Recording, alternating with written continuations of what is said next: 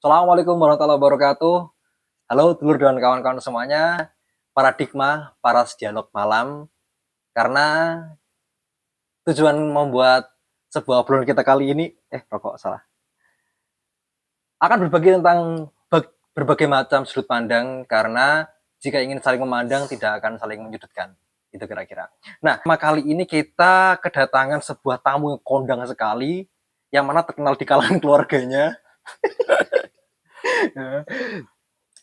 Dan beliau ini adalah juga salah satu tokoh yang cukup saya gandrungi dalam ruang lingkup masyarakat. Mari tepuk tangan semuanya buat Bung Muji. Tepuk tangan. Wih, tepuk tangan sekali. Jadi sebenarnya gimana ya Bung ya, kalau semisal saya ngobrol sama jenengan tuh ada dua faktor yang bikin saya sungkan Bung. Yang pertama, jenengan lebih tua ketimbang saya. Yang pertama. Yang kedua, jenengan itu adalah orang tua dari salah satu kawan saya juga. Nah, saya ini manggilnya jenengan tuh Bung, Pak, atau gimana nih jenengan? Kalau ya Bung aja lah. Bung aja ya. Itu lebih egaliter gitu. Lebih muda. Bisa diterima, lebih muda. Ya agak tua tapi semangatnya masih muda. Alhamdulillah. Nah, buat teman-teman semuanya kalau belum tahu, Bung Muji, saya panggilnya. Ya, Bung Muji. Bung Muji ini adalah salah satu yang pertama tadi saya kenalkan, yaitu adalah salah satu orang tua dari kawan saya, dari TK, SD, dan saya juga pernah ikut nimbrung, dan juga salah satu kawan nongkrong saya ketika ngopi. Gitu. Nah, gimana kabarnya Bung Muji? Alhamdulillah Mas Alvin ya? Iya, saya. Ya Alhamdulillah Mas, masih diperjalankan dalam suasana kebatinan. Jadi suasana yang tidak baik-baik saja seperti itu, tapi tetap semangat Mas. Alhamdulillah gitu. Di era gemuran media sosial sangat panas ini kita harus terus semangat ya Bu ya. Iya. Nah, untuk teman-teman semuanya, kan mungkin jenengan semua yang tengah menonton ini belum mengenal siapa Bung Muji sebenarnya. Nah, kalau setahu saya nih ya, Bung Muji kan kerjaannya sebagai seorang petani. Nah, selain petani apa aja Bung? Kalau selain petani ya biasa nongkrong-nongkrong di warung kopi, serabutan lah Mas. Yo, ada maklaran dikit, ya ada usaha-usaha dikit, ya di pemerintahan dalam lingkup kecil. Ya serabutan gitu ya Mas, enak ya Mas. Mengerjakan pekerjaan yang perlu dikerjakan. Betul ya, pokoknya ada yang kosong kita kerjakan. Yang penting gini, pokoknya prinsipnya pokoknya jangan sampai kita tuh nganggur, itu aja lah. Karena nganggur males itu haram menurutku Mas. Itu Mas. Karena kita harus selalu bergerak. Iya, kita harus bergerak seperti itu. Benar sekali.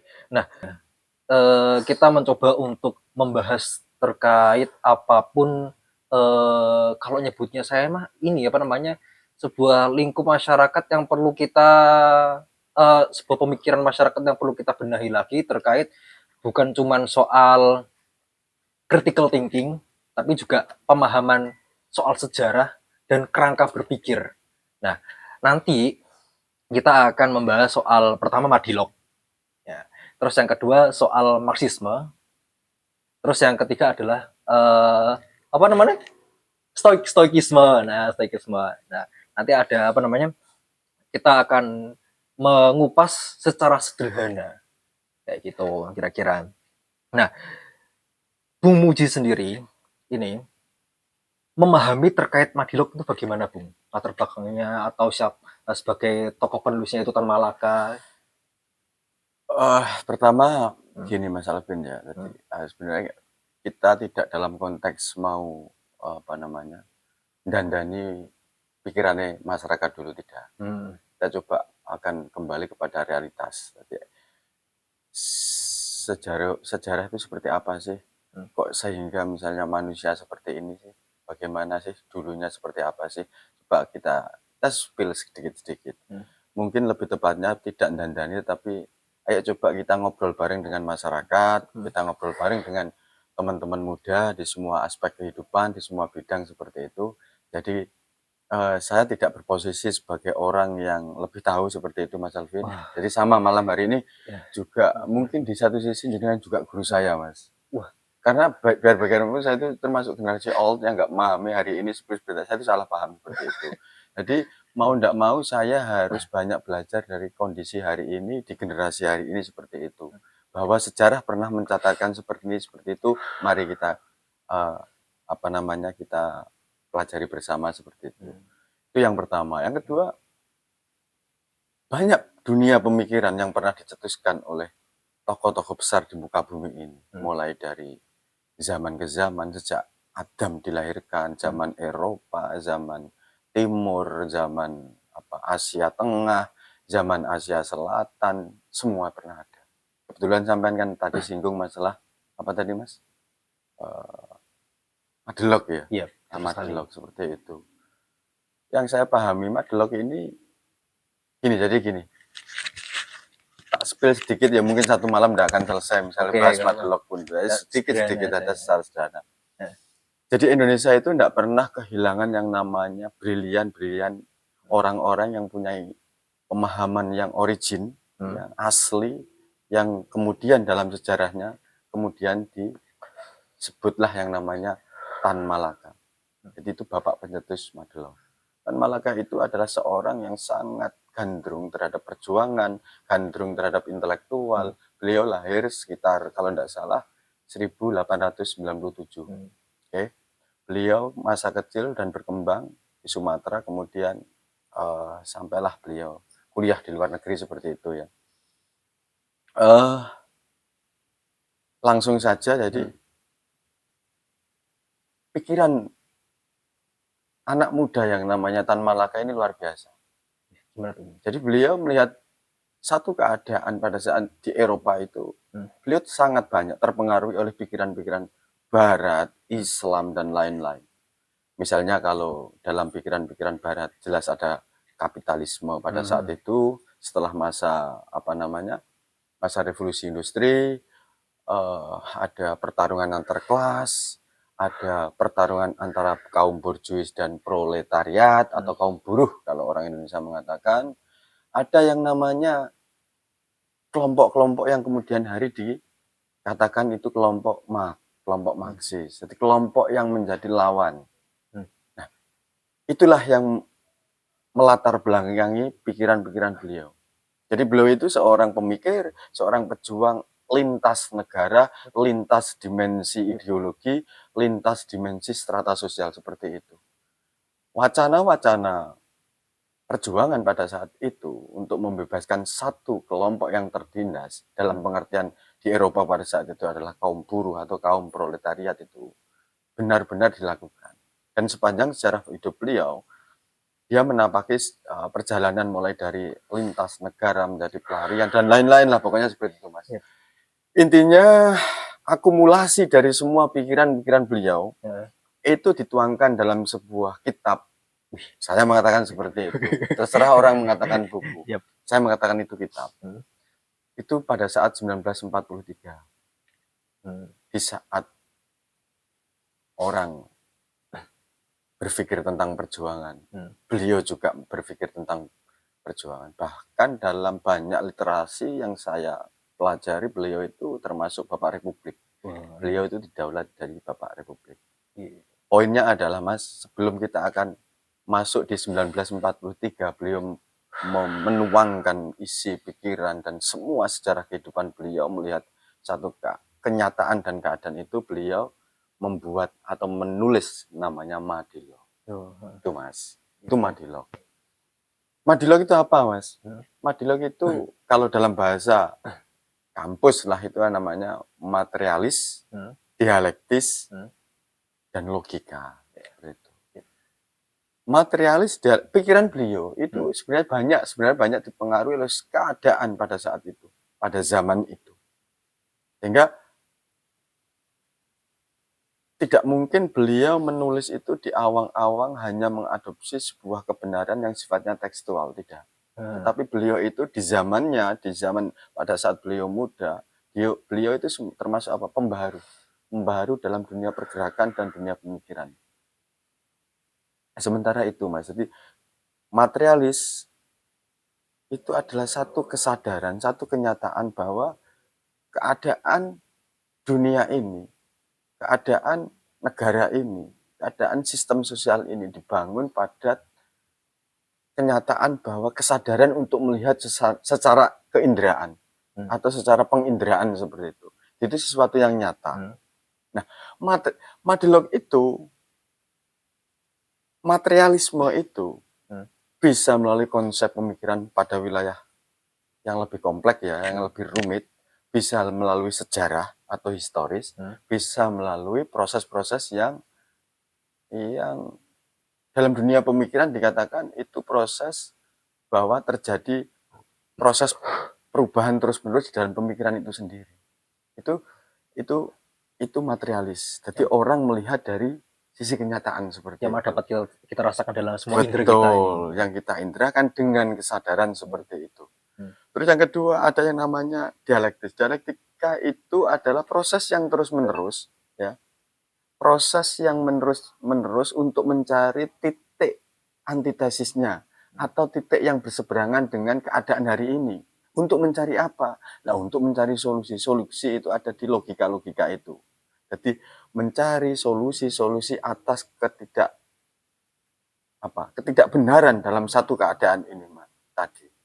Itu yang dinamakan dalam hal sederhana saja, misalnya Madelok itu seperti itu. Nah, poin dari Madelok adalah satu metodologi, satu cara pandang, cara berpikir untuk melihat masa depan dengan cara melihat kenyataan-kenyataan di masa lalu seperti itu, sehingga menemukan poin-poin dan solusi-solusi pada zaman berikutnya, tentu dengan fairness, kesetaraan dan keadilan seperti itu.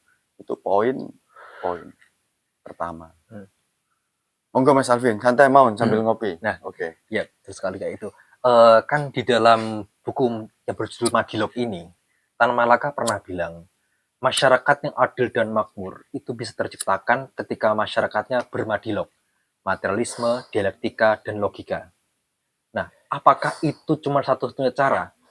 Atau kita sebagai orang yang memiliki kesadaran akan semua indera yang telah kita rasakan, kita benar-benar harus menggunakan materialisme dan logika? Saya coba flashback sebentar Mas. Di dalam kitab atau buku misalnya teman-teman, Madelok itu kan di awal-awal buku itu kan dijelaskan soal logika mistika, Mas. Ya, kita harus kembali ke di situ dulu. Ya. Di situ dulu. Apa sih logika mistika itu? Logika mistika itu jadi gini. Masyarakat pada abad pertengahan itu terjebak pada cara pandang yang takhayul, Mas. Jadi cara pandang yang takhayul. Cara pandang takhayul itu adalah cara pandang yang tidak ada hierarki pikiran-pikiran dengan kenyataan. Nah, sejak kapan itu? Mungkin begini ya, kalau orang Eropa itu mengatakan, saya ulangi, mungkin begini. Jadi kalau orang Eropa itu mengatakan bahwa kenyataan hari ini bahwa kaum borjuis itu adalah kaum yang menguasai seluruh alat produksi. Alat produksi itu apa? Alat produksi yang menguasai hajat hidup orang banyak. Bagi kaum proletariat yang dikuras tenaganya, ini takhayul untuk mengalahkan seperti itu. Jadi intinya Madelok itu lahir untuk mencoba mengurai pikiran-pikiran yang takhayul. Jadi pikiran-pikiran yang fantasi. Beliau sering merenung, berkontemplasi bahwa jangan-jangan manusia ini tidak sedang berpikir, tapi hanya bertakhayul. Jadi berpikir tidak ada landasannya, berpikir tidak ada dasarnya, berpikir tidak ada sebab musababnya. Nah ini berusaha dibedah sama pikiran-pikiran Madelok, sama pikiran-pikiran beliau Tan Malaka. Pertanyaannya apakah Madelok itu satu-satunya alat atau cara pandang yang bisa digunakan oleh manusia untuk membongkar satu ketidakadilan? Bisa jadi ini sebagian atau bisa jadi salah satu di antara cara berpikir yang pernah ada di muka bumi ini. Dan tentu Mas, pendekatan Madelok ini juga tidak bertentangan dengan pendekatan kultural yang sifatnya adat istiadat, kebudayaan dan keagamaan. Maka nuwun sewu misalnya teman-teman muda atau teman-teman yang kenapa begitu orang berpikir filsafat ini disclaimer dulu ya. Oh ini ateis, ini agnostik, ini orang berpikir chauvinis, tidak Mas. Jadi tidak ada yang namanya kontraproduksi antara cara agama memandang kehidupan dan cara filsafat memandang kehidupan. Saya kira sama, cuma konteksnya Mas. Jadi konteks pada masa itu memang sangat dipengaruhi pada kondisi dunia atau kondisi perubahan dunia pada saat itu. Saya kira spill sedikit sementara itu Mas. Jadi untuk apakah Madelok ini satu-satunya, saya dikatakan tidak, tetapi salah satu dari pintu masuk untuk membongkar kebobrokan atau misalnya untuk mengurai kembali kepada cara berpikir dasar dari masyarakat itu sendiri, Mas. Baik itu melalui kelembagaan negara, ormas, dan lain-lain itu. Maka Madelok itu sangat relevan sebenarnya bagi kemudian bagi masyarakat-masyarakat yang sedang dan mau bertumbuh pada perubahan-perubahan itu sendiri. Soalnya masih banyak teman-teman kita di luar sana itu kayak seolah-olah terlalu memvonis suatu keadaan tanpa harus mengulik kembali kelas baliknya kayak gitu. Seolah-olah menelan suatu keadaan tersebut, jari baik, jari iki. Nah, gitu. Nah, tadi kan saya sempat menyinggung terkait soal filsafat barat juga yang dibahas dengan. Nah, apa perbedaan mendasar antara Madilog dengan filsafat barat yang lebih umum dikenal? Stigmatisasi di era hari ini gini Mas. Kita coba melihat kenyataan hari ini. Kalau kita komparasikan, kita perbandingkan, sebenarnya secara prinsipil tidak jauh beda. Tetapi pada praktek yang di dalamnya terdapat konteks di mana filsafat itu sebagai alat ukur, di mana filsafat itu sebagai alat untuk menguji satu keadaan itu tergantung pada konteks. Kalau perbedaan enggak sih Mas.